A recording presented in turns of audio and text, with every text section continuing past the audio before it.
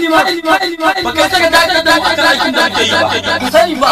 mu da Allah ta musu saboda haka babu alaman da yake da kan mu akan aikin da muke kai dakata ba ku isa ku yi abin da Allah bai ba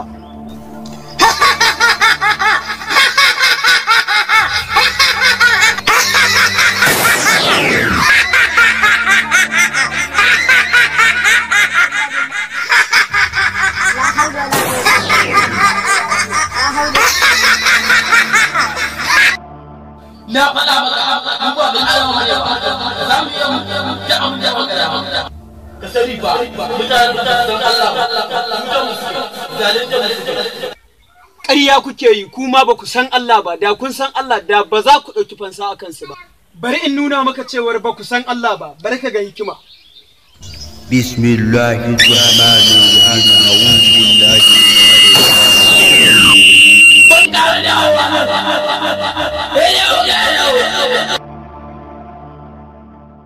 alhamdulillah ni dai fata na mutanen nan su karɓi kalmar shahada su san girman Allah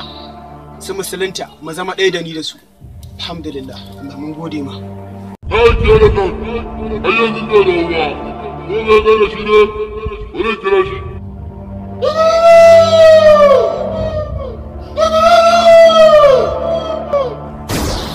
yawo ya kai ne ina da fatan ka gama da dukkan mutanen da ke cikin ƙauyen nan sarki mai sarautar duka duniya mun kashe mutane amma akwai wani ba irinsu ba ne ya gagare mu yaro ne lalle zan nuna wa wani adama ni ba yaro ba ne ba shi kenan sarki zan tafi shi kenan ni ma zan yi nawa aikin yanzu